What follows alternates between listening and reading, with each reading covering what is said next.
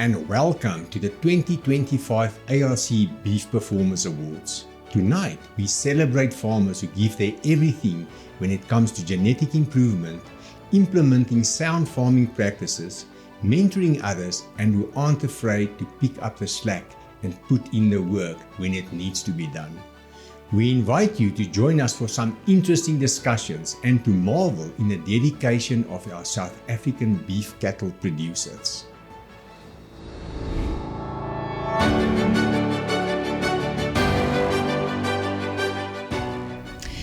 Good evening and welcome to the 2025 ARC Beef Performers Awards. Tonight's awards promise to not only celebrate South Africa's best beef producers, but we're also getting to know the Agricultural Research Council a bit better, and we'll be having some insightful discussions on current happenings in the industry. Joining me now is the ARC's CEO, Dr. Lita Maginta. Welcome. Thank you for joining us. Thank you for having me. First off, let's talk about the ARC's mandate. How does it align with South Africa's national goals for food security and agricultural sustainability? The ARC's mandate is very clear that as the country's premier agricultural research institution, we have to conduct research. From that research, we have to develop technologies. We also use that work that we do to develop capacity in the country, both from a professional perspective as well as working with the farmers themselves. And we do all this work through this partnership, which the awards that we are talking about this evening are a reflection of the ARC's mandate and fall very much in line with the work that we do of making sure that the work that we do from a scientific perspective translates into visible outputs that will transform our agricultural sector. And how are these elements then highlighted tonight? So if you look at the awards that we're talking about tonight, it's really to acknowledge performance of the industry, the beef industry, is to look at those that have adopted the technologies that are being developed, which come as a result of this knowledge generation work. And you can see that then it forms part of this value chain of the work that we as the ARC do. And the people that we are talking about today, in other words, have embraced this knowledge, have embraced the technology that is coming out of the ARC work, and we are acknowledging that and encouraging them because it's going to contribute to profitability and sustainability of their enterprises. True. Tell us more about the ARC's partnership with the National Department of Agriculture. How does this ensure that the ARC supports farmers? So the ARC is an entity of the department, as we all know. But the strengthened partnership that you are asking about actually ensures that the work that is coming out of ARC from a research perspective responds directly to the priorities of the department. In other words, the priorities of the sector. Right at the beginning of this period when we were designing and developing a new strategy for the new administration, the minister invited all the role players, including industry, and a set of priorities was developed. And it is that set of priorities that all of us aspire to align with, which are sector priorities, not just priorities of the department. And when the department then aligns its work and then reaches out to us, and we reach out to the department, we make sure that together we respond to what the sector would like to see happening in this country. Talk to me about these priorities. What are they? So there are 7 of them, and I'm not going to name all of them. But the most important thing is that it is about making sure that we have we respond to the requirements of the sector. One of them includes, of course, the partnerships that we talked about, partnerships for growth right at the beginning. And several of them, and one of them that I would like to mention talks to the issue of biosecurity, which is top of mind for most of us. And we're talking about leveraging markets, which is also one of the outputs of the work that we are doing, because these initiatives that talk to performance, that are talking to initiatives that we are involved in, will actually lead to our improved access to markets for those that are at the lower end of the spectrum and those that are already well-established commercial producers. So there is, a list of 7 priorities that actually talk to how we come together and, respond to the priorities of the sector. How are you ensuring that key innovations and technologies are used to promote and ensure improved productivity and competitiveness within the agricultural sector? So it is very important that we keep the partnerships that we talk about very strong, because that is how the technology moves from a laboratory, from a trial, from an experiment. Where it has been proven to work, to then take it to the sector, to take it to the farmers who need it the most. So initiatives like the one that we have, that we're talking about now, is part of that chain of technology transfer. And that's why we have not only this as an event, but with the understanding that technology transfer is indeed not an event, but it's a continuous process. It's the continuous engagements that we have with the industry. It's the continuous interactions, whether we're talking farmers' days, demonstrations that we have. We also prioritize participating in a number of these industry events where we have an opportunity to demonstrate this is what is coming out from the side of the knowledge economy, and this is how we can integrate this into what the farmers are doing in order to be able to elevate the farmers again to achieve a level of sustainability and profitability for their enterprises. And then looking ahead, what are the challenges that you foresee South Africa's agricultural sector facing over the next 5 to 10 years, and how is your organization preparing to respond? I think for all agricultural sectors, there is a common challenge that occupies everybody, which is the increasing frequency and intensity of extreme weather events associated with climate change. Now, even if you are a crop farmer, even if you are a livestock farmer, we are all impacted by the changing climate.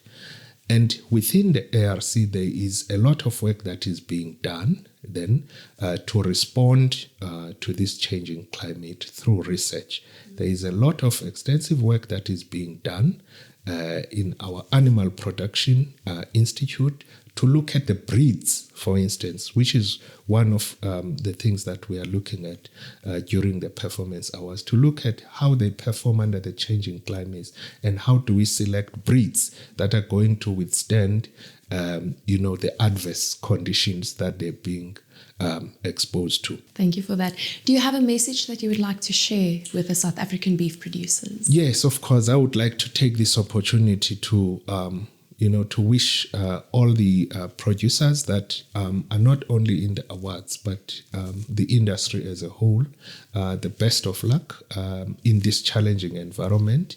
But I would like to take the opportunity to wish our finalists all the best and congratulations for making it this far. Thank you very much. Thank you so much. There you have it. That was the ARC CEO, but don't go away. Stay tuned for an interesting panel discussion with some more ARC members.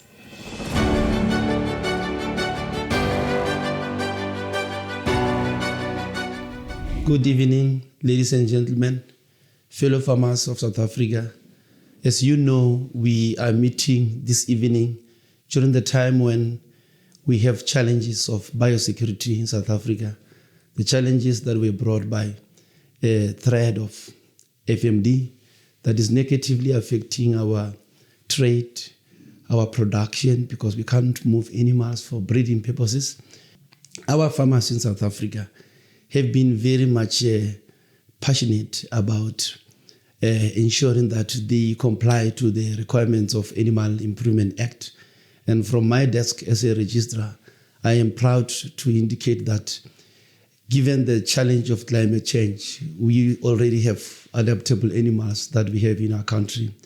We have our farmers who are deeply involved in the aspects of animal recording and performance recording, ensuring that we protect our animal genetic resources and ensuring that these genetic resources are addressing our national mandate as a Department of Agriculture to address issues of food security. But with doing that without compromising on our animal genetic resource base in the country, which you all know we need them for the present and the future generation as enshrined in our constitution. Let me also indicate to you that we are very lucky that we do now have an aggressive investment into research and development that is born out of the Department of Agriculture in collaboration with the ARC. So there's more research that is ongoing on genomics.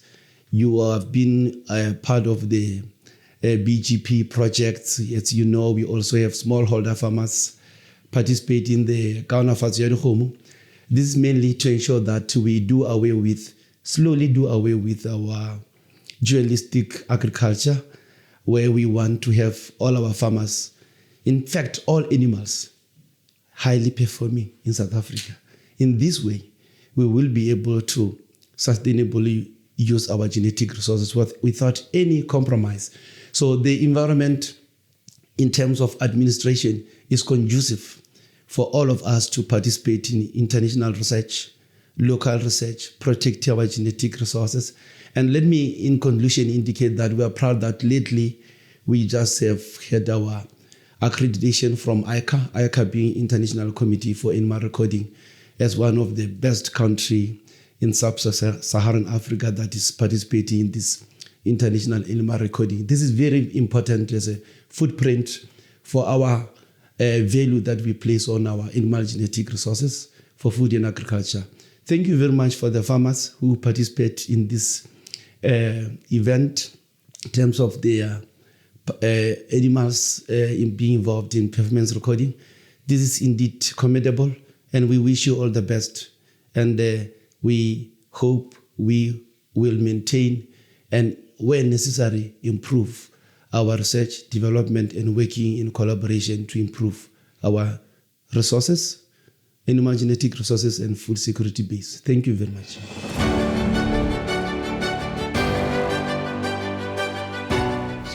We welcome our second panel of speakers now before we head over to the awards portion of the evening. And it is my pleasure to introduce the following speakers. Firstly, we have Prof. Norman Mayawashi, General Manager of ARC Animal Production, then Dr. Ben Greiling, Research Team Manager of Beef Cattle Improvement, and then Prof. Linky Maglela, Research Team Manager of Breeding and Genetics. Welcome and thank you for joining us.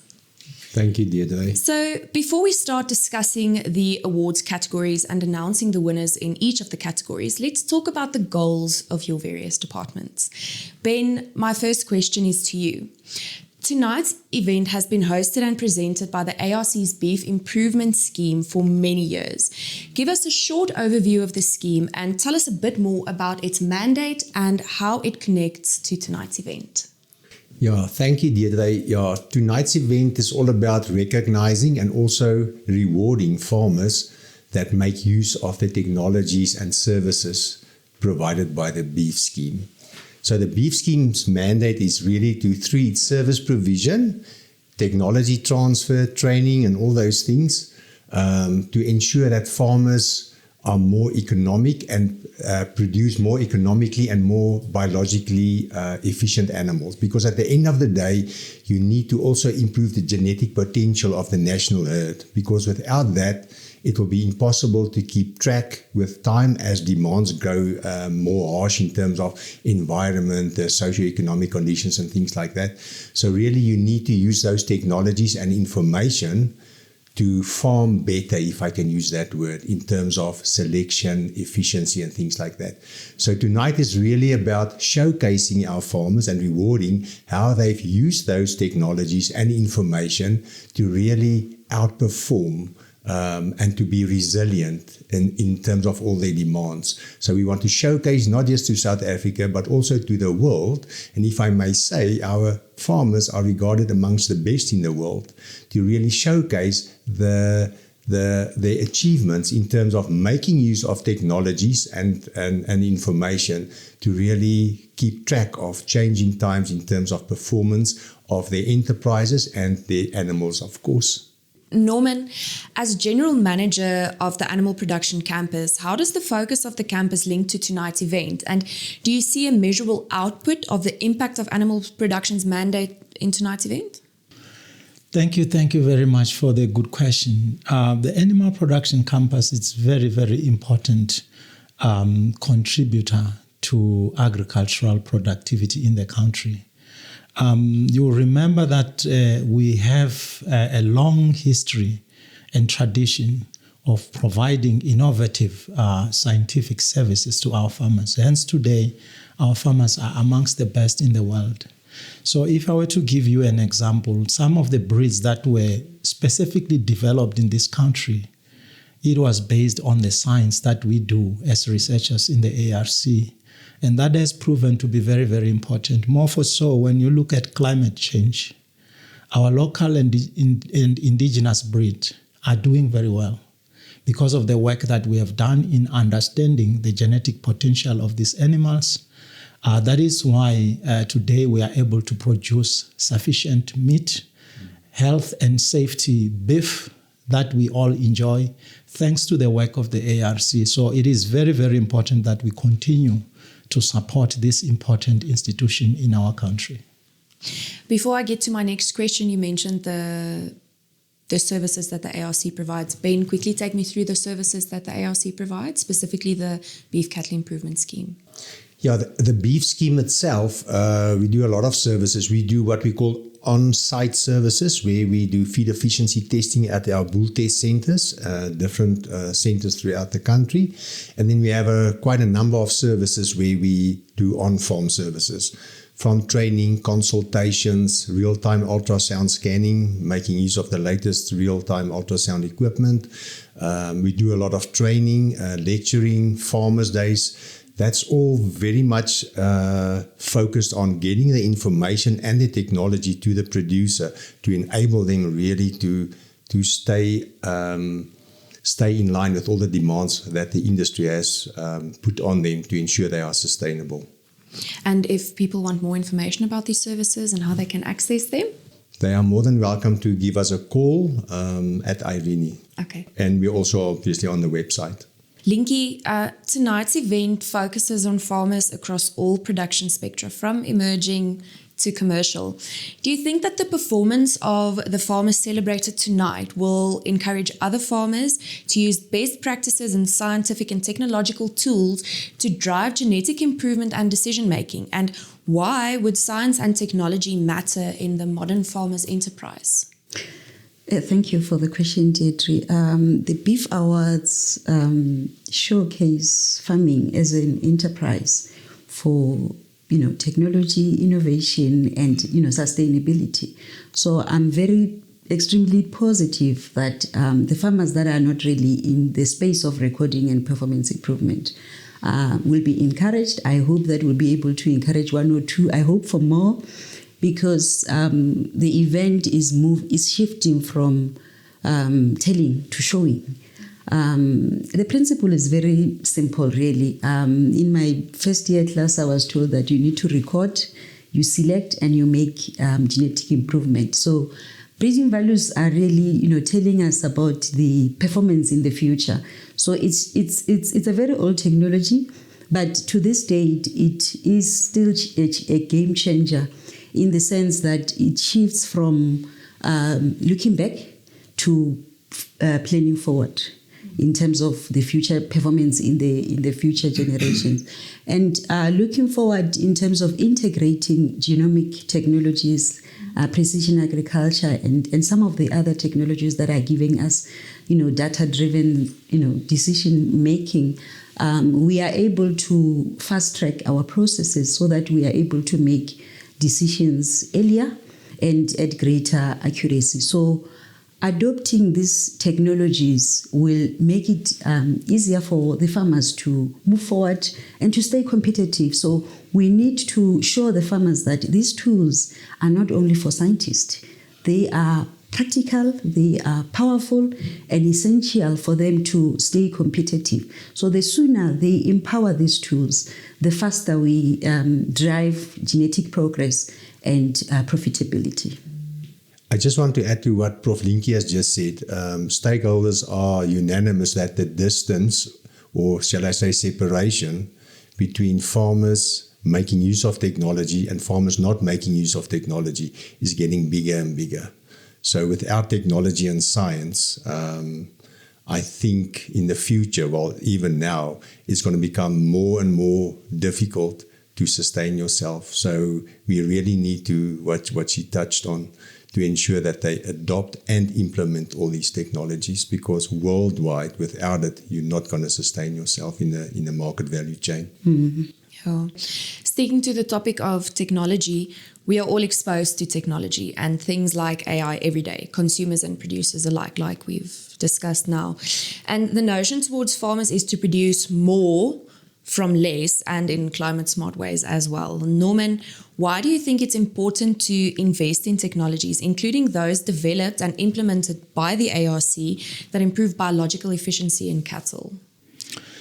Yeah, investing in technology is probably the most important step that we need to take forward. Any business that does not invest in research and development is bound to fail in the long run. Investing in innovation allows us to have options. And you will be aware that livestock production is working with nature. Nature has given us the options. The challenge is for us to be able to see these options. Without technology, we can't be able to distinguish the good from the bad.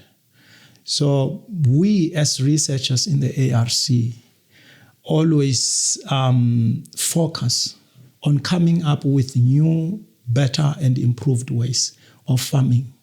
And that is crucial because the amount of land, the amount of grazing that is out there will never be more than we had previously. It will continue to be less because of threats such as climate change and so on. So for farmers to be able to produce more with less, it means we have to be smarter. And the solution for that is for us to continue working on innovation. And sometimes it's very, very difficult when we use complicated and difficult words because farmers are simple people. They want to be able for us to use the language that they can understand. Let me give you an example. As a country, we have a rich history of investing in feed efficiency testing. This is something that we have been doing for more than 60 years. And when you look now, there is a lot of money that is going into technologies that will assist us to be able to identify efficient animals. So as a country, we already have that rich history. When we worked on new technology called the Grow-Safe systems, which allows us to be able to measure individual animal intake seamlessly and in a more efficient way, it came in very easy for us because we were already doing that.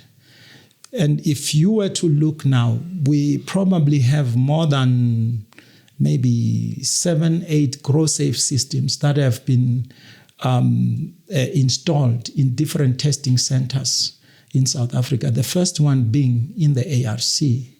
And that was easier because we are involved in the innovation space. It made it easier for the farmers to be able to adopt this technology, implement it in their private testing stations, because we could provide them with a scientific backup. So investing in innovation cannot be emphasized enough. And I'm glad to say that through our engagement with the Department of Agriculture, we have been able to find each other, and the department is putting significant amount of money into research and development. Because if we do not innovate, we will stay behind. It's as simple as that. And for us to be able to work on the nuances that are commonplace in the farms out there, it means that we need to have sufficient money. So I am glad that as the ARC, we are better positioned to support our farmers so that they can innovate. No single farmer can be able to have a small R&D department in their farm. That's not how farming works.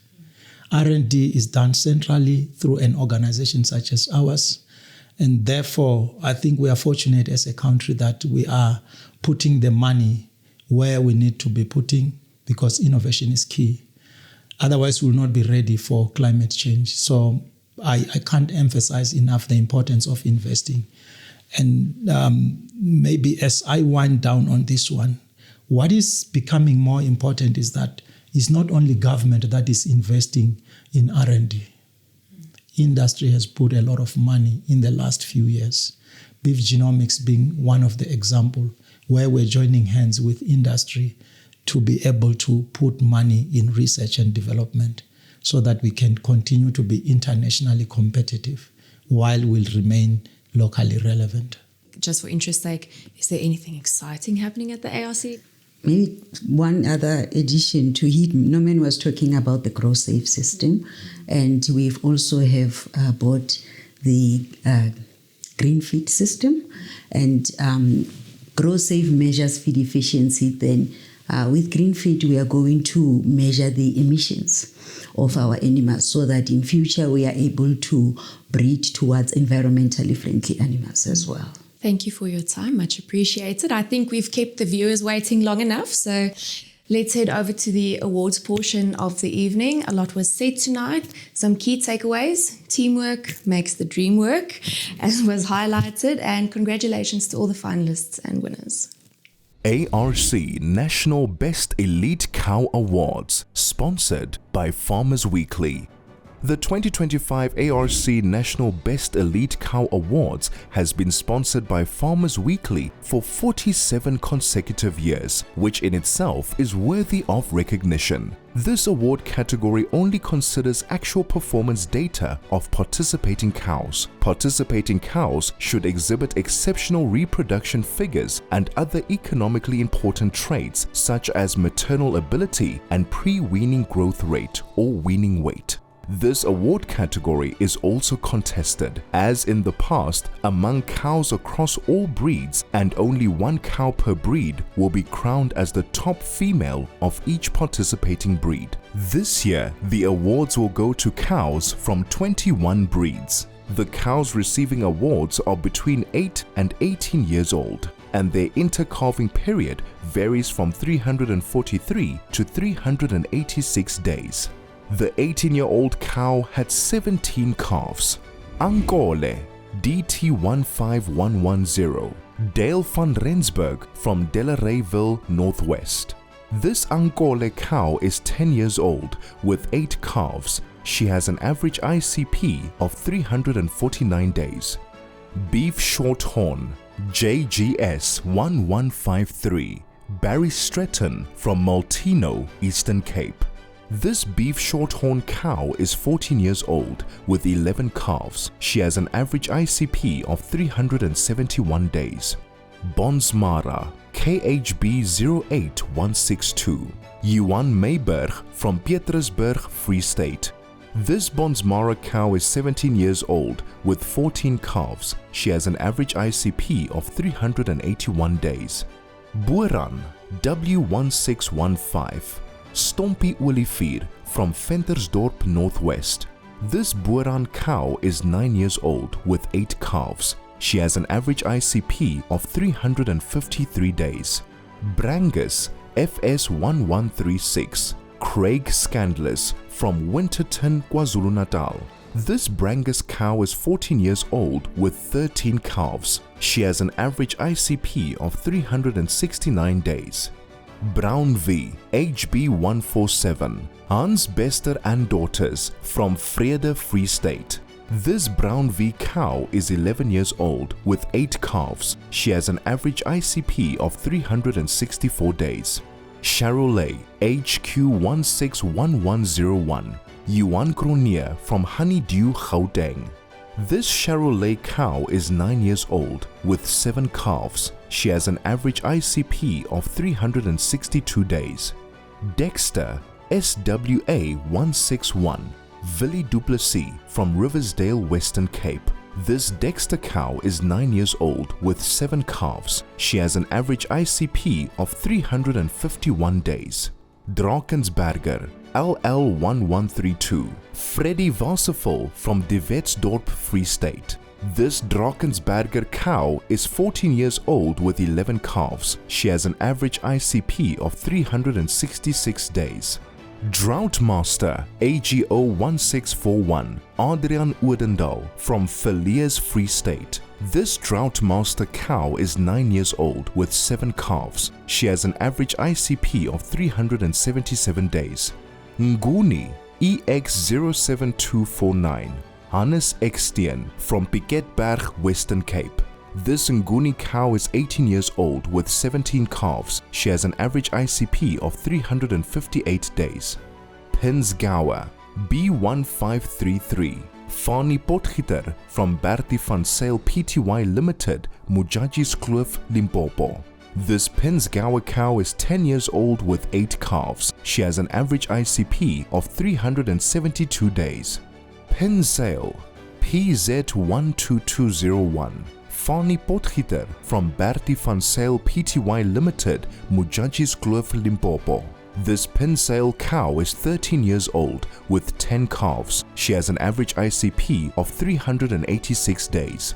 SA Angus, AV1697, Anton Vermaak from Alexandria, Eastern Cape.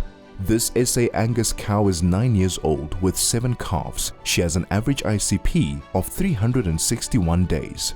SA Bradford, T143, Carl de Jager from Ladysmith, KwaZulu-Natal. This Bradford cow is 11 years old with 8 calves. She has an average ICP of 356 days. SA Hereford, ZK1687, Carl Scholz from Klokkolan, Free State.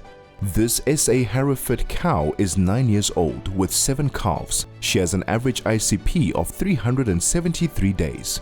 Santa Gertrudis, DT17259, Dale van Rensburg from Delareyville, Northwest. This Santa Gertrudis cow is 8 years old with 7 calves. She has an average ICP of 343 days. Senepol, AB1323, Yanni Raal from Harry Smith, Free State. This Senepol cow is 12 years old with 9 calves. She has an average ICP of 358 days. Simendala, LH1526, Hans Frank from Pretoria, Gauteng. This Simendala cow is 10 years old with 9 calves. She has an average ICP of 366 days. Sussex, JA1521, Albert Kotze, co-owner, Albertus Kotze, 3rd generation, and Dion Kotze, herd manager from Paarl, Western Cape. This Sussex cow is 10 years old with 9 calves. She has an average ICP of 366 days. Thuli, GA16115, Michiel van Niekerk from Danhof, Free State. This Thuli cow is 9 years old with 7 calves. She has an average ICP of 363 days. ARC National Platinum Bull Award, sponsored by GMP Leader Products SA. For a bull to be eligible to contest in this category, it must be bred from an elite cow, whilst displaying exceptional performance figures at the same time. Indeed, this is a very tall order in breeding terms, and it is thus not a surprise that this category is also known as the best from the best category. More than one bull per breed is eligible for this award, although generally very few bulls qualify due to the stringent adjudication criteria. Eligible bulls must have received a Gold Merit Certificate upon completing the ARC's Phase C test, and their dams must have received their Elite Cow status in the same year the bulls received their Gold Merit Award. Eligible bulls had to complete their Phase C tests between 1 January 2024 and 31 December 2024. GMP Leader Products SA, one of the ARC's valued partners, has been sponsoring this award category for 13 consecutive years, in a category that has been contested for 30 years. Bonsmara, NFS 23172, Nick Sarfontein from Sarnik Bonsmara in Edenville, Free State. This bull achieved an ADG index of 100 and an FCR index of 115. Its dam's age at first calving was 29 months. Bonsmara. The following bulls belong to Nicholas Heinlein from Baltimore in the Limpopo province. SNB 2313. This bull achieved an ADG index of 133 and an FCR index of 119. Its dam's age at first calving was 35 months. SNB 2345. This second bull achieved an ADG index of 127 and an FCR index of 110. Its dam's age at first calving was 35 months. Bueran YF2320, Yuan Furi from Mudimole, Limpopo. This bull achieved an ADG index of 127 and an FCR index of 111. Its dam's age at first calving was 29 months. SA Angus FG23122, Fredericksburg Angus stud of L. Ormerans Pty Limited in Franschhoek, Western Cape. Stud cattle manager Stefan ter Blanche. This bull achieved an ADG index of 117 and an FCR index of 107. Its dam's age at first calving was 27 months. Sussex CC2368, Erina Celia Dupree and CB Celia from Bloemfontein, Free State. This bull achieved an ADG index of 106 and an FCR index of 118. Its dam's age at first calving was 30 months. 2025 ARC KYD Province of the Year Award, sponsored by Molitech. The ARC National Kaunafatso ya Dikgomo KYD Province of the Year Awards celebrates its 10th anniversary this year and is sponsored by Molitech. The objective of this award is to recognize the province with the highest number of participating farmers in the KYD scheme. These farmers must be registered on integers and must have data loaded on the database between March of the year preceding the award and April of the year of the award. The 3 provinces with the highest number of participating farmers will receive the accolades Platinum, Gold, and Silver respectively. 2025 ARC National KYD Province of the Year winners. The Silver Award goes to Mpumalanga. The Gold Award goes to the Eastern Cape. Our 2025 ARC National KYD Province overall winner is KwaZulu-Natal, which will walk away with a Platinum Award. Congratulations to all participating provinces, in particular KZN, for their incredible work as they have consistently dominated this category for all these years. ARC National Resilient Entrepreneur Award. To qualify as a resilient entrepreneur, one must demonstrate exceptional resilience, discipline, and commitment to excellence in his or her field. Candidates should show courage in overcoming adversity, using challenges as motivation for growth and innovation. Strong record-keeping and data-driven decision-making are essential traits, reflecting precision, accountability, and strategic planning. applicants must value performance testing and continual improvement, ensuring measurable progress and sustainable outcomes. Business acumen and market awareness are required to maintain independence, control pricing, and ensure profitability. The entrepreneur should exhibit leadership and innovation, turning personal or communal hardships into opportunities for advancement. The ARC Resilient Entrepreneur for 2025 is Cecilia Ntabeleng Mahato. Cecilia's path has been marked by extraordinary courage. In 2021, Cecilia endured the heartbreaking loss of her parents and brother to COVID-19 within days. Rather than stepping back, she took charge of the AP Agricultural Primary Cooperative, transforming grief into a driving force for growth and progress. Thus, despite serious challenges, the farmer was resilient and proved to focus on performance testing to support decision-making, selection and improvement in the herd. She is a proud recipient of the Gauteng IDC Nguni Cattle Development Project. She now manages a thriving herd of about 130 cattle, an achievement that speaks to both her determination and her remarkable ability to keep detailed, reliable records.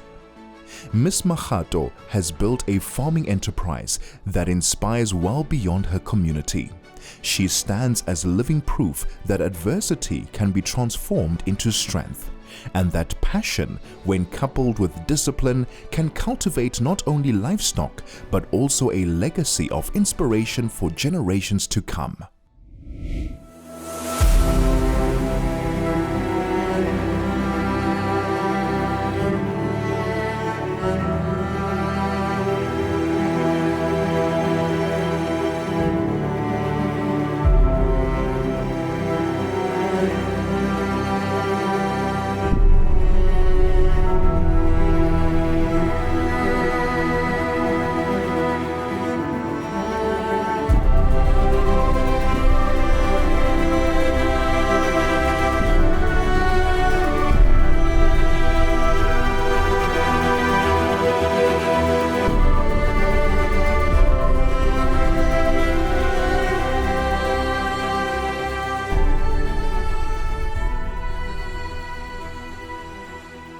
We are here just outside of Bronkhorstspruit at Cecilia Mahato, a young Nguni stud breeder's farm, to find out more. Cecilia, tell us, how did you get involved in breeding with Ngunis of all cattle? Thank you, Suzanne. Interesting story. We know about what happened during COVID, right? And the interesting part is that I think most families, if not all, every family member, we had those traumas. But for me, I say it's a bitter and a sweet moment. 2021, I lost both of my parents and my brother. And fortunately enough, my mom already had stud Ngunis. She started with 30 of them in 2017, 2018. And when she passed, she was on 80 of them. And I had to make a decision by then that do I stay and continue, or do I give the start and the department its Ngunis and then I go away and venture out on my own. But during that moment, I remember how my mom had the excitement in her eyes, the passion when she was in the head. And I was like, you know what, let me just make a good decision and continue. That's how I got into the stud breeder. And I carried on the project because they start with 30 head heifers that are pregnant with one bull. And like I said, my mom, she had 80 of them by 2021. So we carried on till this date. So that's how I got into Nguni cattle stud breeder farm. And why do you love breeding with Ngunis? Number one, they're the most, I call them the most inexpensive head. Very resistant to diseases, high fertile. I have my first pair of twins. imagine, and they're very, very calm. And one thing I like about them is that you have to just take good care of them, be in a good environment. We are in a 600 to 700 farm. Majority of them, 60% of it being a grazing land. I don't have to, give them supplements, because already we are just out of winter. It's just 2 months out of winter. But you can look at their conditions. They have very strong temperaments, as well as good genetic characters as well. So you don't have to really dig deep into your pockets. They drop each and every year. You don't have, mortality is very close to non-existence, besides theft. But they're very good breed. You just have to find a good market for your breeders. But overall, these are the good breeders so far compared to other breeders in South Africa. But the Nguni breed is one of the good breed so far.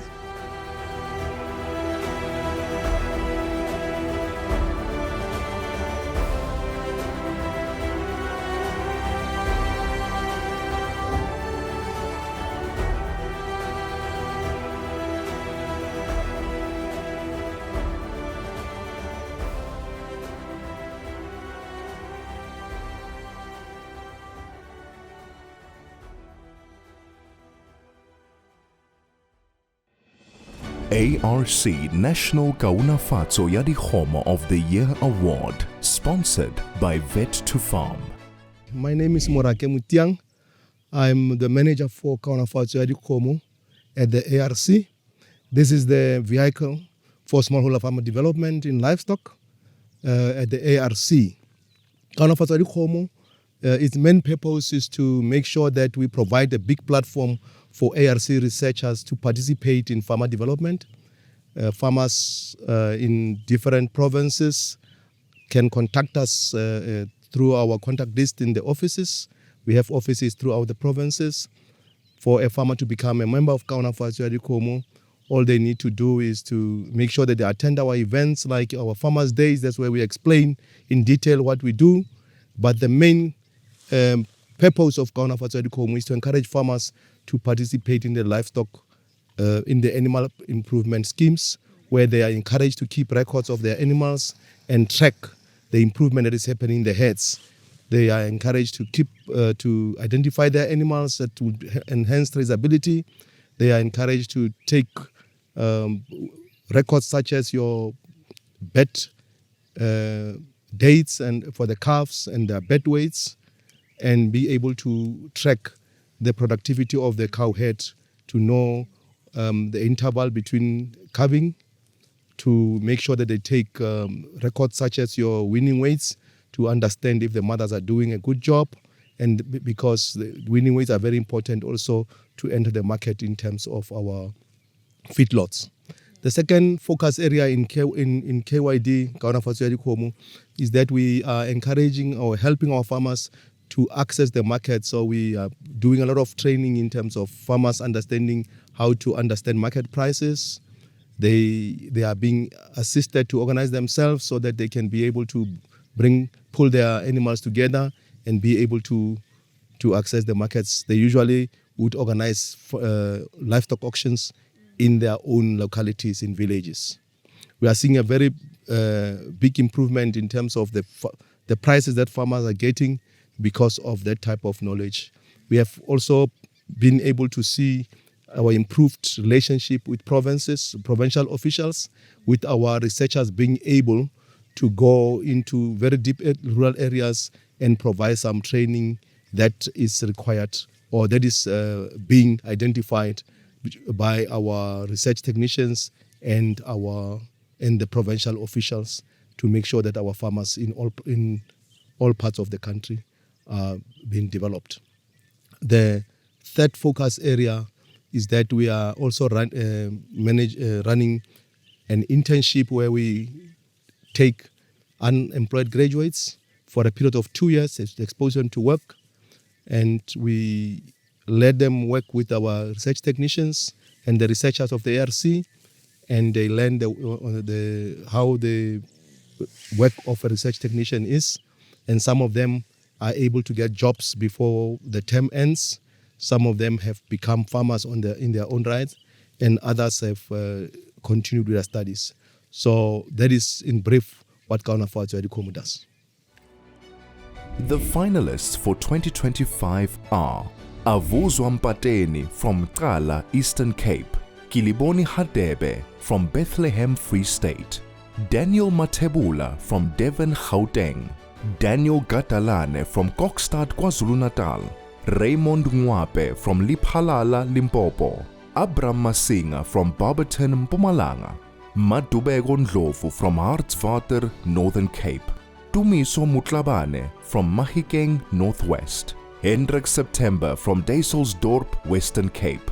It was not an easy decision to select a winner from such a distinguished panel of finalists. Ladies and gentlemen, please join me in congratulating our winner of the ARC National Kaonafatso ya Dikgomo of the Year Award for 2025. Tumiso Mutlabane from Bernardi Platz, Mahikeng, Northwest.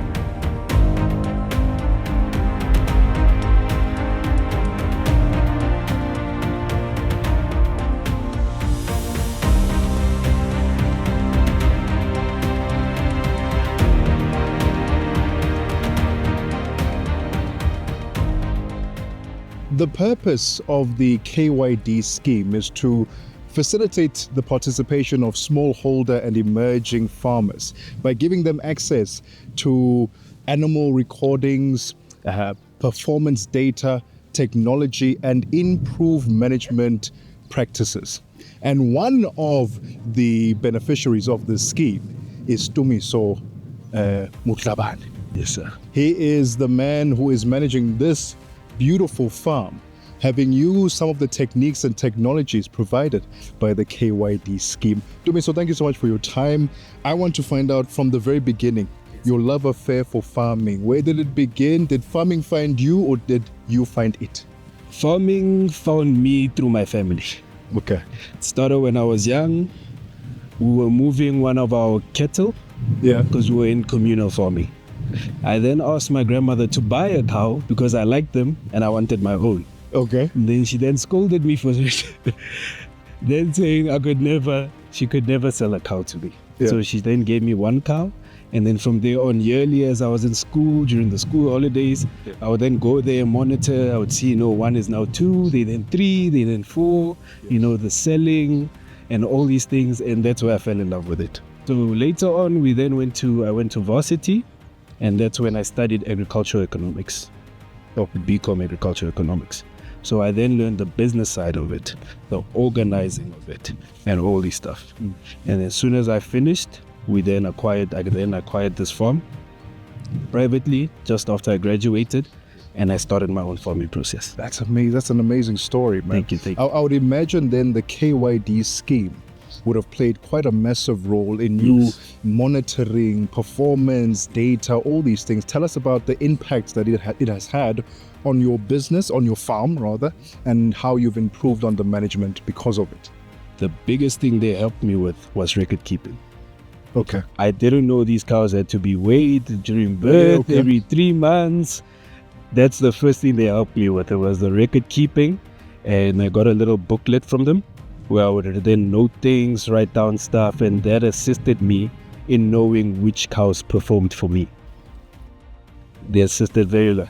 As well as the feed, they taught me how to make silage. Nice, okay. And over the last 2 years, we've had a drought. At least now it's starting to rain. But the last few years, we've had a drought, and the silage making really assisted us.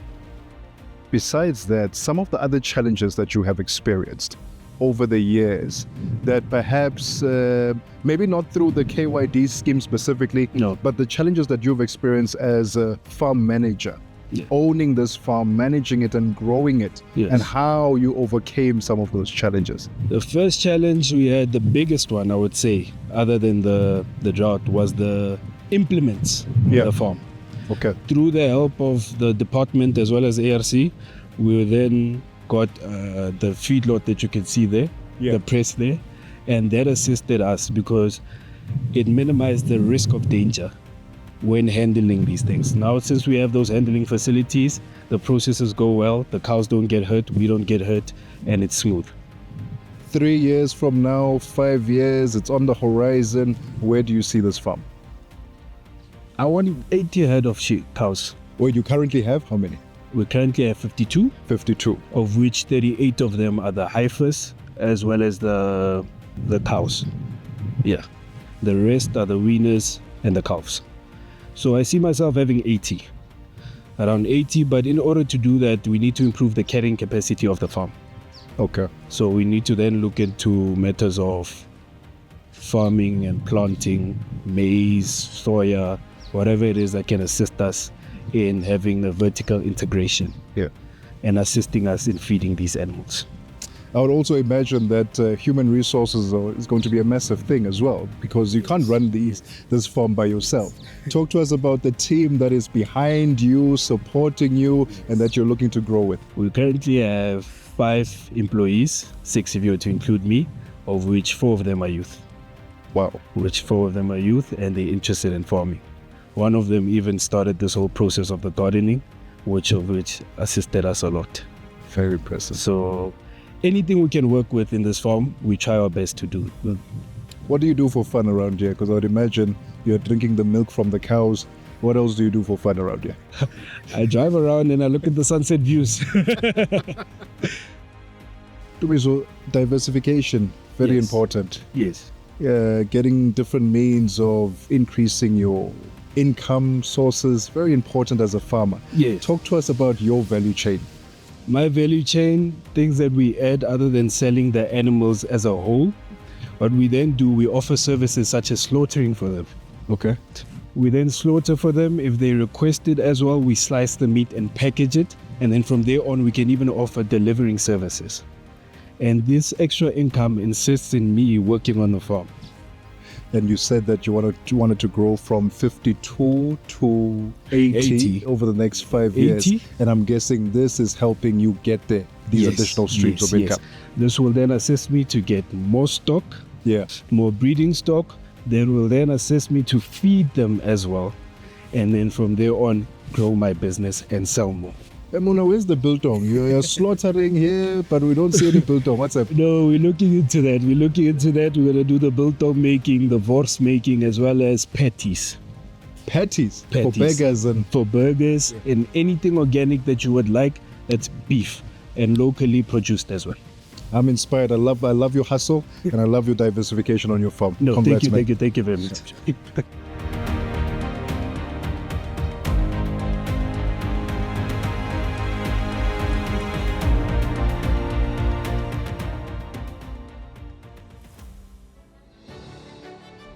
ARC National Mentor of the Year Award, sponsored by Molotech.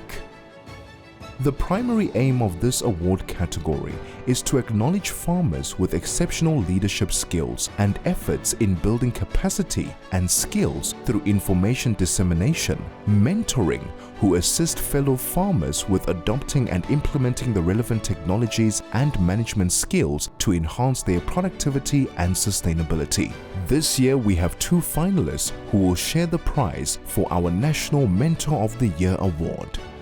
Our first finalist from Kroonvee Brahmana, Jan van Sail in Vryburg Northwest. Mr. van Sail is more than just a successful cattle breeder. He is a mentor, teacher, and leader whose dedication extends far beyond his own expertise. He embodies the very essence of this award.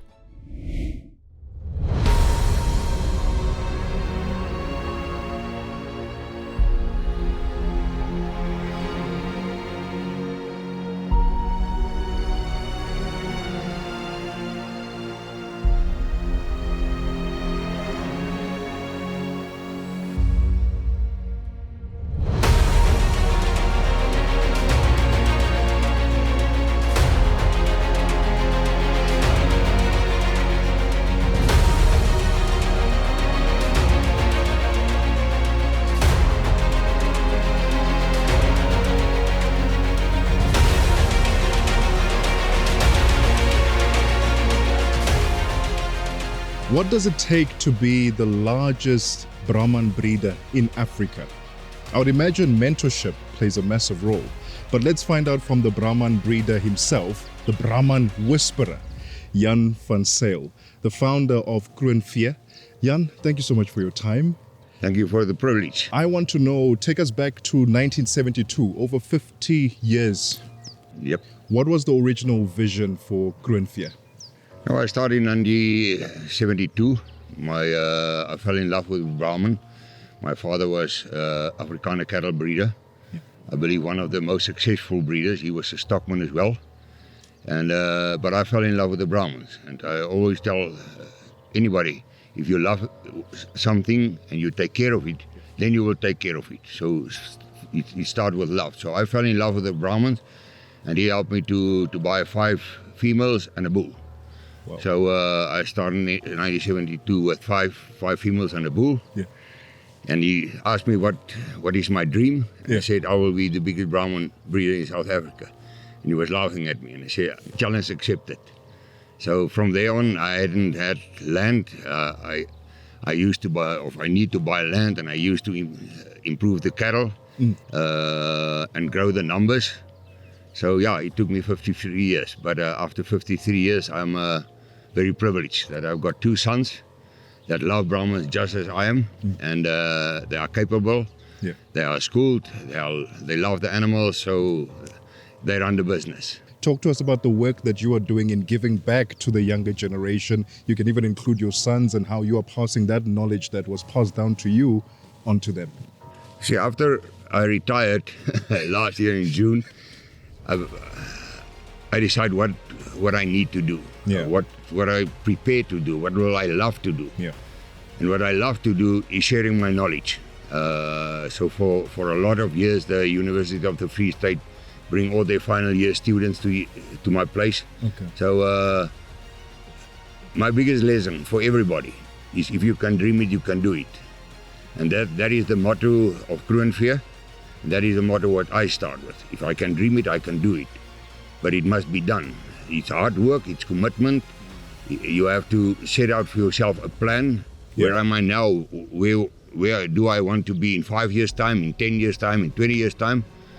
But I couldn't dream that in 53 years' time, we can produce these type of genetics with this amount of animals. But it is hard work all the time.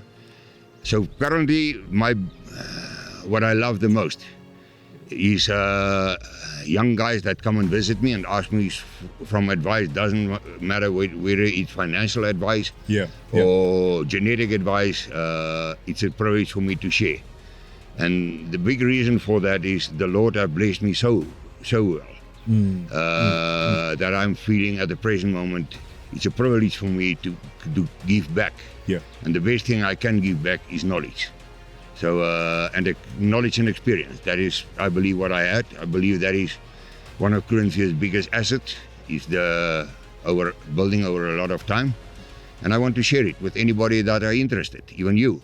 So if you try to, if you dream to be a Brahman cattle farmer, come and visit me. I know where to go. Come work your holidays here. No, I'll definitely come here. I mean, it's a beautiful farm, by the way. We were making remarks before our conversation, how beautiful a farm that you have and the work that you put into it. And besides imparting that knowledge to the South African future breeder, you're also going into Africa and imparting that knowledge there. Tell us about that work. We returned last night. I was at my place at about 11 o'clock. We had an invitation from Kenya to go and lecturing there. Wow. And I took both my sons with me, and what a privilege. So we was lecturing for 3 days, and I see some of the governor officials. Yeah. And because what I believe in Africa, they are multiplying. Animals. They are not based on genetics. We visit a lot of herds, and that was a bull who was running, but not even the best bull. That was, so a bull contributes 50% of his progeny. Okay. So with a correct bull, you can advance 50%. With a wrong bull, you went in the other direction. Okay. So either it's improved, but the term genetics As far as I went through Africa, especially Tanzania, I was in Tanzania 2 years ago, and I see the same in Tanzania that I found now in Kenya. Okay. They are just multiplying. There is no dream of genetics or improvement or selecting. I tell yesterday morning, earlier I tried the gentleman, one of the Maasais we visited yesterday morning. Yeah. I said, why didn't you go and select the best females here? And if you get the best females, go and select the best bull and start breeding your own stuff. But they put a bull in, doesn't matter what the bull like, and yeah, they are just multiplying. So I believe the dream that I've got is that we will improve genetics in Africa.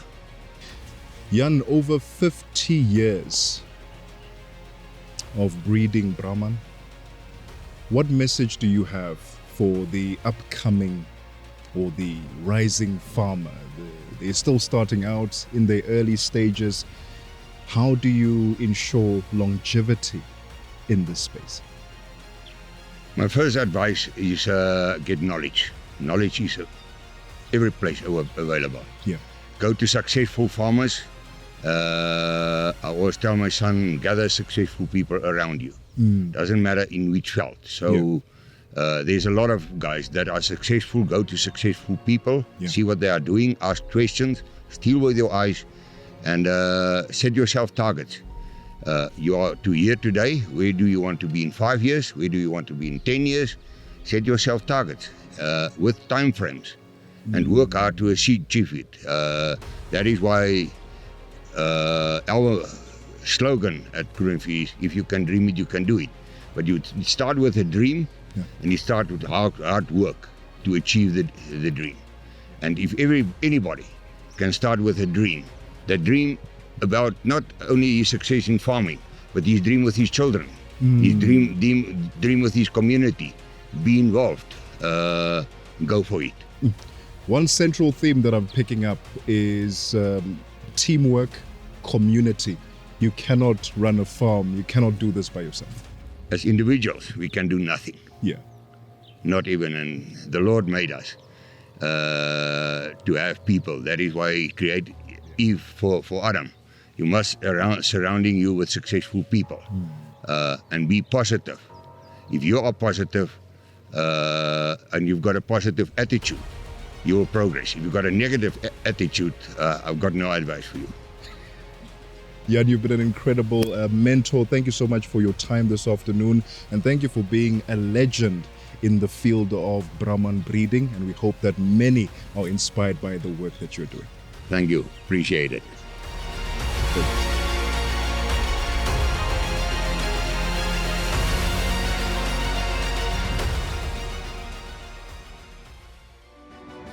Our second finalist is from Mualusi Bonsmaras, Duncan Sirapelwane in Morukweng Northwest.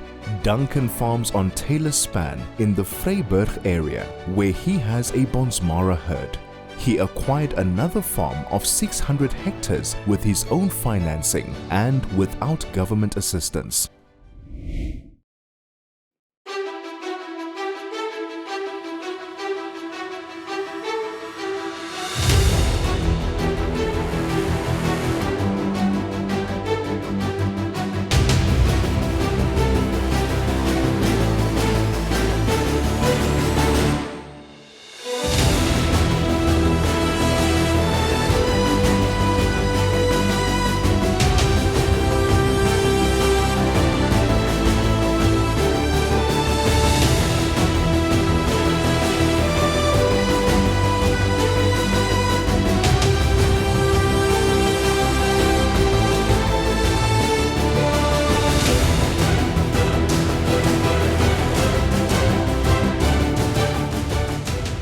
There's a saying that goes, if you grow a farmer, you grow an entire nation.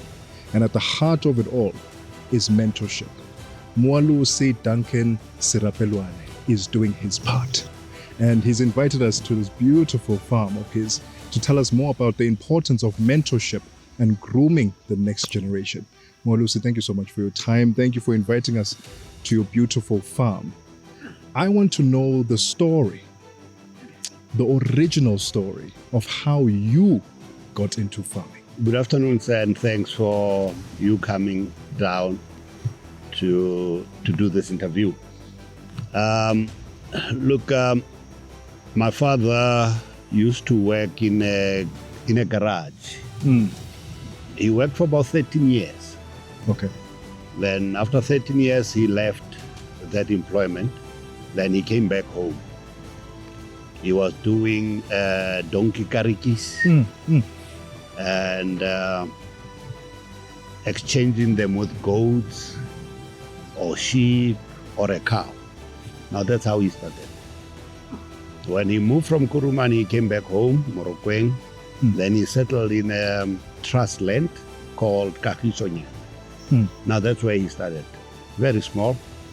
And I remember at one stage he had more than 500 goats. Wow. Yeah. And he raised the 6 of us, 3 sons and 3 daughters. I'm the youngest of the 3 sons. After my completion of diploma in education, I did not want to be a farmer. Honestly, I did not want that. I saw it as one job that I can't go into. But at a later stage, after working as a qualified teacher, like I always say, I worked for 7 months. Then I worked for the Consumer Council of the then Bophuthatswana. And then I also worked for the insurance industry. It was at the insurance industry where I learned that there's life in this thing. And I decided to follow on the footsteps of my father. You know, there are various things that made me to change my mind. Okay. One of that was the book that I read by Robert Kiyosaki, Rich Dad, Poor Dad.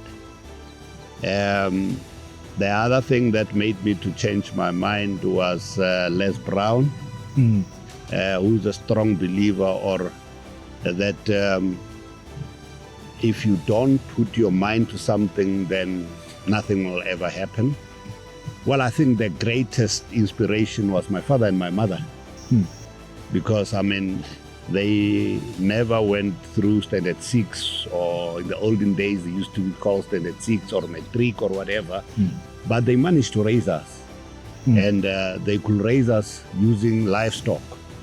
So they are my main inspiration, actually, to decide to come into this thing. And since ever I was in this field of farming, I think I'm happy where I am. And I think I'm doing fine.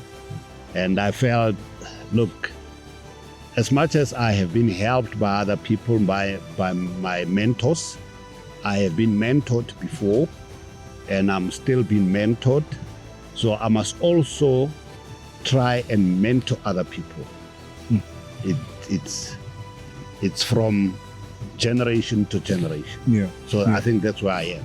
And talk to us about how you then go about sharing this knowledge, this wisdom you've taken from the mentors before you, right? Your dad, the other people who played a role in your farming journey.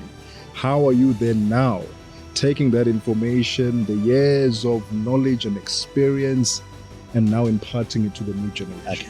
You know, I always say the teacher in me never died. It's still there. So teaching to me is very much important, and it's very close to my heart. You know, I believe the experiences that I've went through, the knowledge that I've gathered throughout the years, if I don't share it with the coming generation, it will end up in my grave. And I believe that's not good. So that's why I'm doing a lot of mentorship. That's why I'm doing a lot of talks in Farmers' Days. That's why I do a lot of talks in information sessions. That's why I do a lot of talks in radios. That's why I do a lot of talks in podcasts and on a one-to-one basis. You know, I think that's a lot of things that I'm doing. I've got 3 groups now, as we speak, in Kuruman, that I am mentoring. It's about 36 farmers that are mentoring. I've divided them into 3 groups that I go to them twice in a month. And the other, I remember when I went to the first group, they said to me, "Can we meet somewhere in the location or in town so that we can talk farming?" And I said, "No, that won't be farming. It will be something else." I believe when I go to you as a farmer, you must go to your kraal. Okay. Because that's where the gist of the matter is. Yeah. When I teach you about a cow, you'll be able to concede. When I say that these hooves are long, I'll show you. If I say this thing is having a lower jaw which is long, I will show you. If I tell you that this cow is having a crooked legs, I'll show you, you know. So it's better. And my thinking, and even at school, the 7 months that I taught, I believed in practical. Yeah. I still believe even today in teaching people on practical basis, because something that you teach practically, you don't forget. But a theory thing, it's easy for you to can forget. So I think, to me, mentoring is very, very, very much important. You must understand, people will always say, especially after 1994, no, we are cattle farmers, we are this, we are that. Yes, we are, but we have the knowledge. Yeah. That's another thing. The knowledge is not there. And I think it's very much important to share the knowledge. It's good for people to want farms. Yeah. But do they know exactly what they are doing in the farms? Yeah. It's good for government to assist with buying goats, massification, like the politicians normally say. It's good to buy livestock cattle for the people. But I think, consider one thing. Before you do that, give that person training. Of course. Yeah. Because some other people think that to own the livestock, it's to be at the auction every week. That's wrong. That's wrong. Applied theory. When you apply the theory, you make it practical, you become competent, and you become wiser in how you deal with, manage with the farm. What's your message to the upcoming farmers, the emerging farmers who are finding their feet? They're not quite sure where to go. They need a bit of mentorship. They may be struggling or doubting themselves. What's your message to them? My principle is very simple. Farming is a very slow business, but it's a sure business. That's the principle they must live with. It's a slow business, but it's a sure business. Why am I saying that? Every day people eat. And as long as people eat, 2 times, 3 times, once a day, a farmer is needed. Maybe you need a doctor once or a month or once in a month, in a year. But a farmer, you need a farmer 3 times a day or every day. It can be a crop farmer. It can be a livestock farmer. It can be a dairy farmer. Any type of a farmer. We need it. So there's no way where you won't make it as a farmer. Yeah. But put it at the back of your head. It's a slow business. Don't come in for quick cash. If you want quick cash, try next door. But here it's a slow business, but it's a sure business. That's one. 2,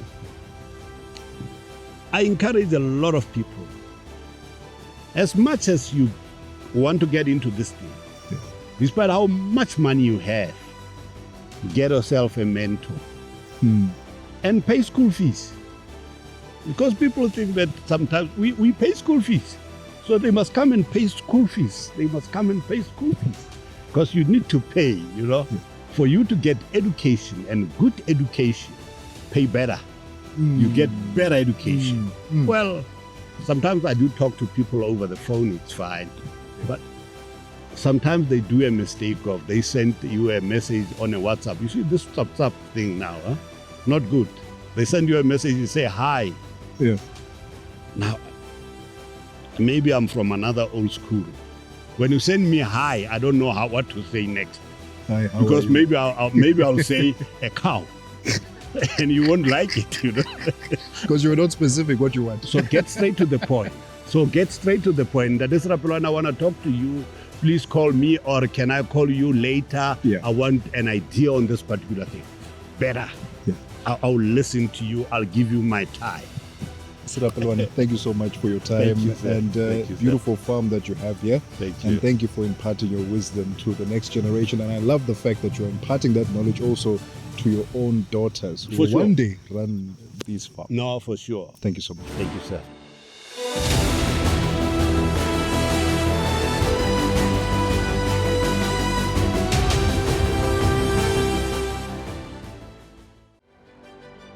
ARC National Special Performance Test Class, sponsored by Plaas Media, home of Stock Farm. Running for over 4 decades, this award category aims to recognize bulls with exceptional performance traits. Bulls which were awarded gold or silver merit certificates when they completed a standardized growth test or Phase C of the National Beef Recording and Improvement Scheme during 2024 are eligible to compete in this award category. Residual feed intake, or RFI, a trait that describes a bull's ability to utilize feed efficiently, is also considered. Only one bull per breed is eventually identified to represent the entire breed, and adjudication criteria include both performance traits and functional efficiency. Each bull represents its breed and is thus crowned as the overall national winner within the participating breed. Beef Shorthorn JS2310, Yuan Straydom from Kimberley, Northern Cape. This beef shorthorn bull of Yuan Straydom from Kimberley has performed exceptionally in growth and feed conversion. ADG 1844, ADG Index 100, FCR 5.88, FCR Index 100. Boeran OBA 237, Adrian and Odette Botma from Rayton, Gauteng. This Boeran bull of Odette Botma and her son Adrian from Rayton has performed outstandingly in average daily gain and feed conversion ratio. ADG 1620, ADG Index 140, FCR 5.64, FCR Index 115. Brahman CRE 2350, Ampi and Ricky Rousseau from Mokopane, Limpopo. This Brahman bull of Ampi and Ricky Rousseau from Mokopane has performed outstanding in average daily gain, feed conversion ratio and residual feed intake. ADG 1577, ADG Index 118, FCR 5.49, FCR Index 120. Brangus WW22330, Mayberg Vessels from Reddersburg, Free State. This Brangus bull of 2W Brangus in Reddersburg has exceptional performance in growth and feed conversion ratio. ADG 1648, ADG Index 98, FCR 6.10, FCR Index 100. Brown V SWR 2334, Sampi Rousseau from Olifantshoek, Northern Cape. This Brown V bull of Sampi Rousseau from Olifantshoek has outstanding performance in average daily gain and feed conversion ratio. ADG 2214, ADG Index 122, FCR 5.14, FCR Index 113. Charolais DS23747, Dummy Stemmet from Senegal, Free State. This Charolais bull of Dummy Stemmet from Senegal has exceptional performance, especially in feed conversion ratio and average daily gain. ADG 1983, ADG Index 107, FCR 5.36, FCR Index 105. Drought Master SA R13233, Werner Boshoff from Ellisras, Limpopo. This Drought Master bull of Werner Boshoff from Ellisras has exceptional performance in scrotum circumference, average daily gain, and feed conversion ratio. ADG 1359, ADG Index 100, FCR 7.01, FCR Index 100. Limousine LULU 231, Louis de Jager from Wepener, Free State. This limousine bull of Louis de Jager from Wepener has outstanding performance, especially in average daily gain, feed conversion ratio, and residual feed intake. ADG 2099, ADG Index 117, FCR 4.51, FCR Index 119. Romagnola FPC 2315. This Romagnola bull of François Kutsen from Paris has exceptional performance in average daily gain and feed conversion ratio. ADG 1337, ADG Index 100, FCR 4.90, FCR Index 100. SA Angus FG 23122, Fredericksburg Angus stud from L. Ormerans Pty Limited, Franschhoek, Western Cape. This SA Angus bull of Fredericksburg Angus stud with stud cattle manager Stefan ter Blanche from Franschhoek has outstanding performance in average daily gain and feed conversion ratio. ADG 2221, ADG Index 117, FCR 5.44, FCR Index 107. Santa Gertrudis SS23166, Desmond and Timmy Robertson from Brantford, Free State. This Santa Gertrudis bull belonging to Desmond and Timmy Robertson from Brantford has outstanding performance in feed conversion ratio, residual feed intake, and average daily gain. ADG 2002, ADG Index 114, FCR 5.32, FCR Index 108. Sussex CC 230149, CB Celia from Bloemfontein, Free State. This Sussex bull of CB Celia and daughter Irina Celia Dupree from Bloemfontein has outstanding performance in feed conversion ratio and average daily gain.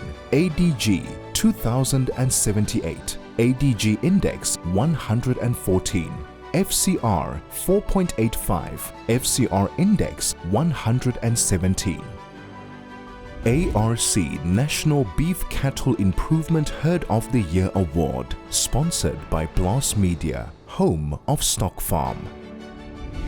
Key performance indicators for finalist herds include reproductive success, participation in performance programs, cow efficiency, accuracy and depth of performance records, herd size, calving outcomes, and progress in genetic improvement. In addition, judges consider the impact these finalists have had on industry stakeholders and fellow producers. The top 5 finalists for 2025 are as follows: Bushman's Mountain Tuli Stud of Christo Rothman, Glen Aggie Simbras of Arne Grobela, Loriza Brahmana of Louis Meyer, Vastrap Boran of Quentin de Bruin, Versig of Willie Duplessis. Our winner is a chartered accountant, agricultural innovator, and entrepreneur. Bushman's Mountain Tuli Stud, Christo Rothman from Venterstad, Eastern Cape. Congratulations and well done, Mr. Christo Rothman.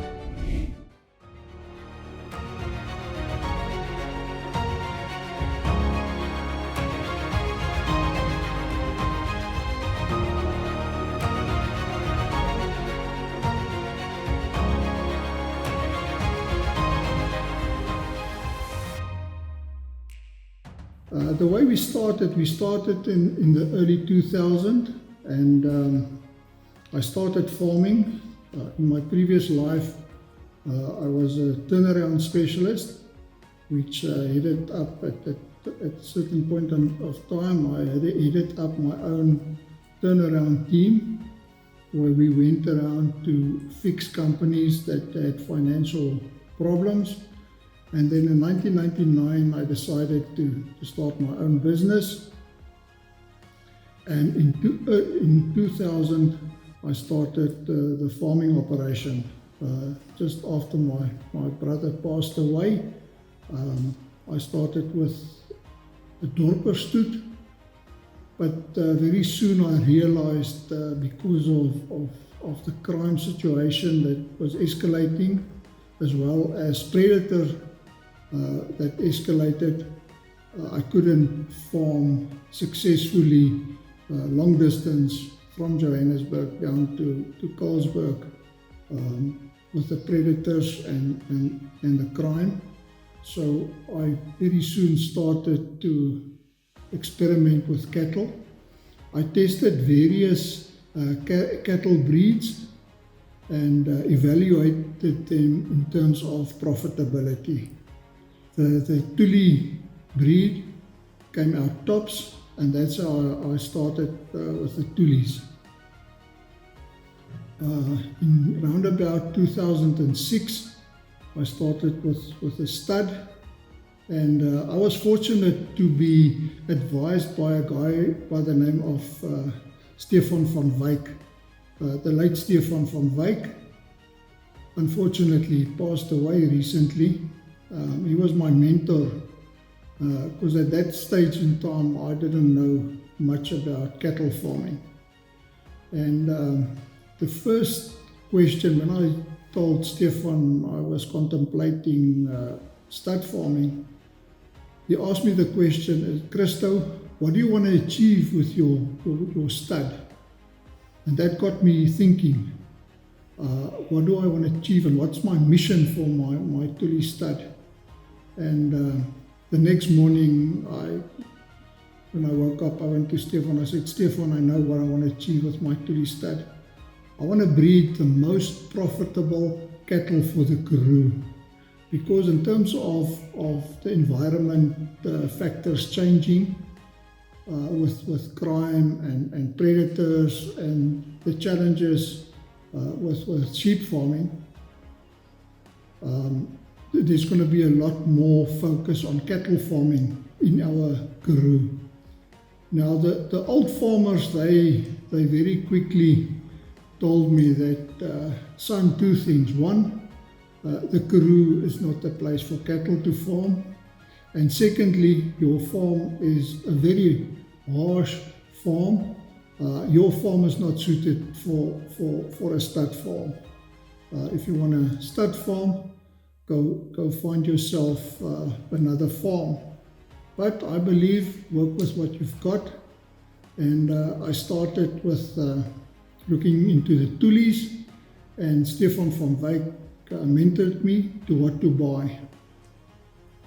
Now I must say that the figures that you get, even from those days and today, even much more sophisticated, the blood figures that is showed on all the stud catalogs help you extremely a lot to buy profitable cattle and to buy cattle that will really excel in your environment and on your particular farm. So from early days, I utilized the blood figures on the catalogs, and also taking into account, because I didn't know what to buy at that point in time. Do you buy small? Do you buy big? Do you buy? And what we used to do, Stefan would look phenotypically, and I would look at the figures, and when the two met, those were the cattle that I bought. The bad part is that those cattle always were the most expensive on all the auctions, so I had to make huge capital investment in those genetics which I started out with in those days. And then we excelled. The Tuli really performed for me in this harsh Karoo environment. The Tuli proved itself. We went through the worst drought, 8-year drought in the history of our area. And the Tuli always surprised me in terms of the results which we achieved. I couldn't believe the results.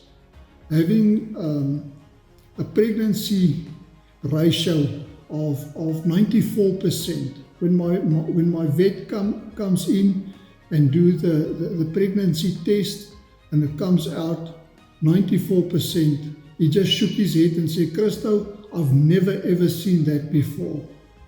And then the winning ratio of having a 92% winning ratio of the cows that went to the bulls is incredible.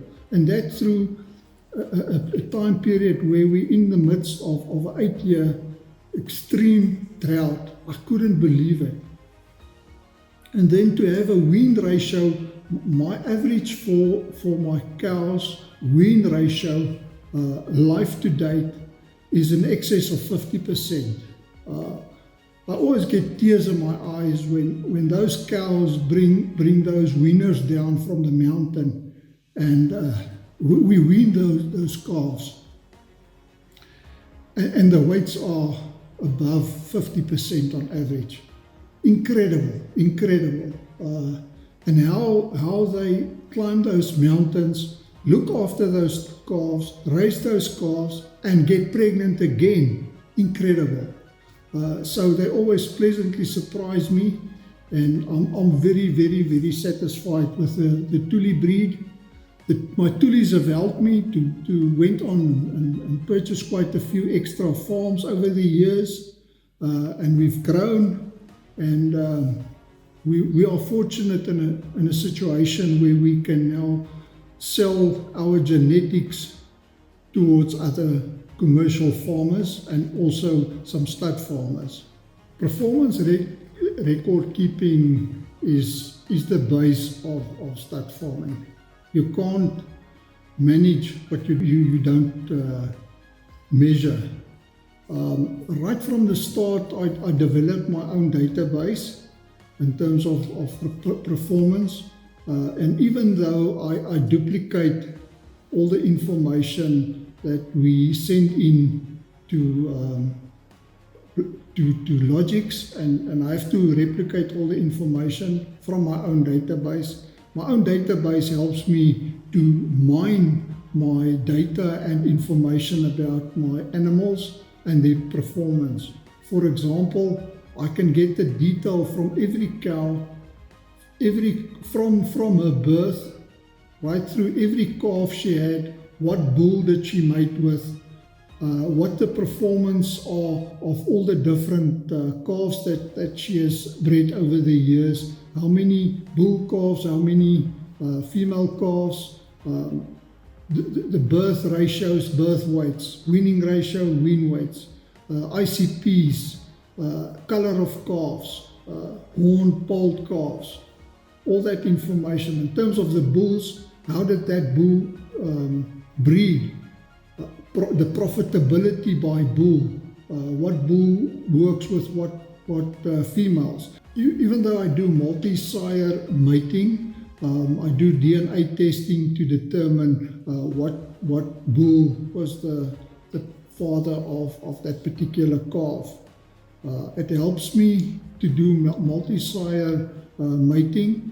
The dominant bulls, the bulls that can perform in this mountainous harsh conditions, they come out on top, and those are the type of bulls that we want the offspring of, because we know that they are dominant, they can perform, they are equipped, and they are mating handy to be able to cover all the cows. And the more they cover, the more dominant, the more performance and profitable they are. Okay, it's also very important to utilize your blood figures to select the animals that you want to keep on your farm and those animals that you make available to the commercial market. It is a privilege for me to utilize that information when a buyer comes to the farm and they want to select bulls or female animals, to work with them through the blood figures of each individual animal, as well as my own profitability indexes and profitability figures, where I can show them all the offspring and the parents and grandparents of that particular animal and the profitability history of all those animals. Now, the most important rules when it comes to herd management is profitability. Make sure that you've got sustainable long-term profitability, and every decision, every action you take must contribute to long-term sustainable profitability of your farming operation and your herd. Another important rule is at all times to improve your soil health and your pasture productivity through refining your grazing practices in the long term. As a cattle farmer in South Africa today, I'm very excited if I look to the future. Yes, we are in very challenging times in terms of foot and mouth disease, the prices we are getting for our weaners, the prices we get for our larger animals. But if I look at world trades, we can see that in the United States, cattle prices are increasing, meat prices are increasing, the world population is increasing, and I think we as South African farmers, cattle farmers, we have excellent genetics that can contribute to the world in terms of improving world genetic pool. On a national scale, I'm part of the Tuli Cattle Breeder Society Management Council. In 2020, a lady by the name of Dr. Florence Nerera Chukudu came to us with a proposal to set up a project to enhance the Tuli amongst new development farmers. We draw up a business plan for that project as part of the Tuli Society. We went to First Rand Empowerment Fund, where we forwarded this business plan. We got approval in terms of the first draft with certain guidelines in terms of what we need to do and not to do. We went back as a chartered accountant. I was fortunate to be the treasurer of this project and help with the financial planning and financial forecasting for this project. We set up the regulatory structures for this project, the non-profit organization, and all the requirements thereof. We developed the 5-year business plan. We developed the criteria in which we're going to measure and select the beneficiaries of this project was set up. The training that needs to be done for all these developing farmers. We again forwarded that to FREF, and FREF approved our project in principle. Then we as a management council went out and we looked for certain beneficiaries that can qualify. We ended up with 11 beneficiary groups that was selected. These groups went through stringent testing and vouching to make sure that they qualify. Some of the main criteria was that they already had to have their own land, or they needed to have at least 5-year contracts.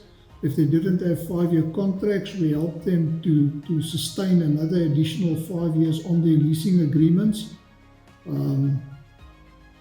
And then in terms of financial requirements, they had to have a financial track record, registered for tax, registered for VAT, etc.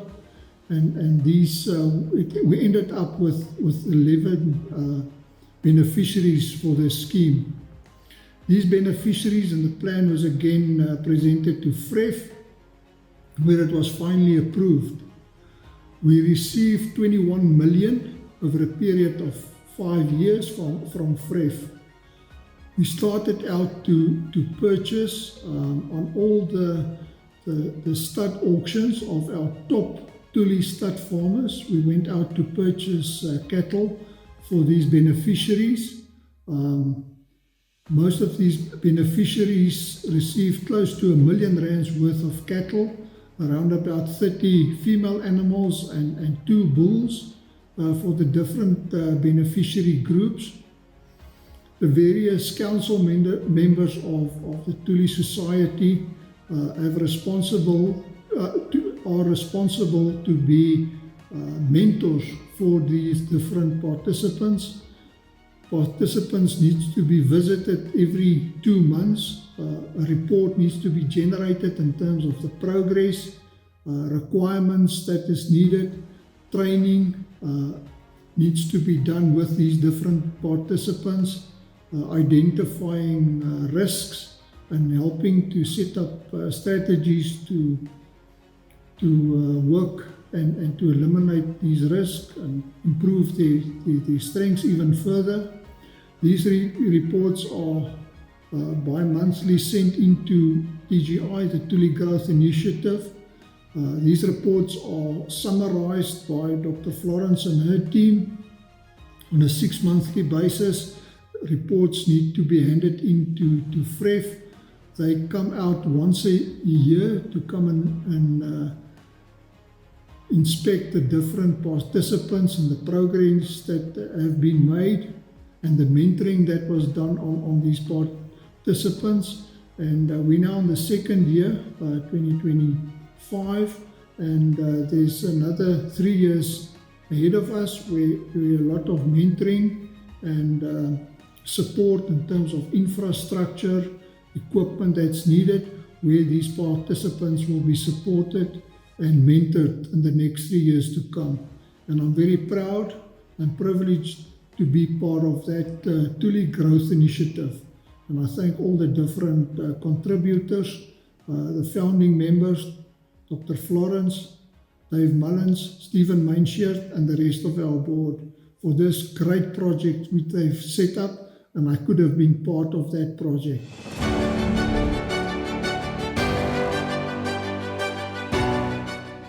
It is with great joy that I mention and thank everyone who made tonight's awards possible. No event is a success without sponsors and teams who work tirelessly behind the scenes to make things happen. In no specific order, I want to thank the following people, institutions and companies. ARC Council led by Ms. Joyine Isaacs, ARC President and CEO Dr. Lita Maginka, the Registrar of Animal Improvement and the Department of Agriculture for continued support to the National Animal Improvement Schemes. Our strategic partner and main sponsor, Plaas Media and Stock Farm, for their generosity, commendable marketing strategies, and producing a prestige event that we all can be proud of. Our valued sponsors, who have been part of these awards for many years, Farmers Weekly, Molatech, and GMP Basic, for their commitment and dedication in making this event possible and a success. We also welcome a new sponsor, Dr. Johan Klute of Vet2 Farm. Thank you for taking hands with us. The organizing committee and marketing team of Animal Production and the ARC. Lastly, I wish to encourage all the nominees, finalists and winners, as well as the beef industry at large, to embrace science and technology in their farming enterprises in view of the challenges that we faced and to ensure a genetically sound and healthy national herd. Thank you for celebrating our South African producers with us tonight. We hope to have you all tuned again next year.